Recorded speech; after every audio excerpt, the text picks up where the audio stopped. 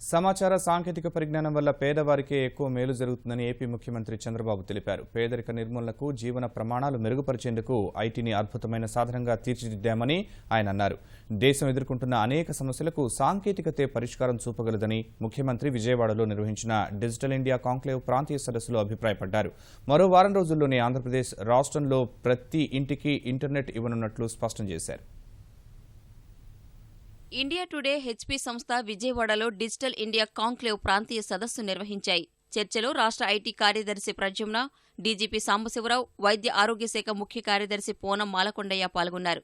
Information technology వినియోగంతో పాలన జరుగుతున్న తీరు, డాష్బోర్డుతో వివిధ శాఖలను అనుసంధానం చేసి రియల్ టైంలో అందిస్తున్న సేవలను ఐటీ కార్యదర్శి ప్రద్యుమ్న వివరించారు. వైద్య రంగంలో జరుగుతున్న అభివృద్ధి, ప్రగతి విధానాన్ని, ఐటీ ద్వారా మెరుగైన సేవలు అందించే విధానాన్ని వైద్య ఆరోగ్య శాఖ ముఖ్య కార్యదర్శి పూనం మాలకొండయ్య తెలిపారు.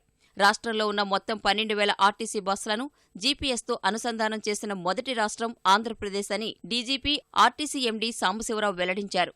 ఈ సదస్సుకు ముఖ్య అతిథిగా హాజరైన సీఎం చంద్రబాబు రాష్ట్రంలో రియల్ టైం పాలన, అభివృద్ధి, సంక్షేమ కార్యక్రమాల అమల్లో సాంకేతిక పరిజ్ఞానం వినియోగం ఎలా జరుగుతున్నాయో వివరించారు. ఐటీ రంగంలో ఆంధ్రప్రదేశ్ మరో సిలికాన్ వ్యాలీగా మారనుందని ముఖ్యమంత్రి చంద్రబాబు ఆకాంక్షించారు. రాష్ట్రంలో 110 మున్సిపాలిటీలు బహిరంగ మల విసర్జన లేని ప్రాంతాలుగా మార్చేందుకు జాతీయ స్థాయిలో లభించిన గుర్తింపే ఇందుకు ఉదాహరణని సీఎం అన్నారు. Even I wanted to achieve 100% sanitation or ODF, what all you mean, within 2 years' time. We are progressing.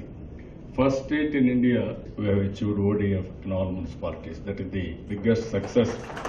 కొత్త ఆలోచనలను ఒక వేదికపైకి తెచ్చేలా ఇన్నోవేషన్ చాప్టర్లను రాష్ట్ర వ్యాప్తంగా ఏర్పాటు చేస్తున్నామని సీఎం ప్రకటించారు. 15 Mbps వేగంతో రాష్ట్రంలోని ప్రతి ఒక్కింటికి ఇంటర్నెట్ను 149 రూపాయలకు వారం రోజుల్లోనే అందించనున్నట్లు తెలిపారు. ప్రభుత్వ పథకాల్లోని అవినీతిని సాంకేతికత వినియోగించి సమర్థంగా అడ్డుకుంటామని తెలిపారు. It is ready.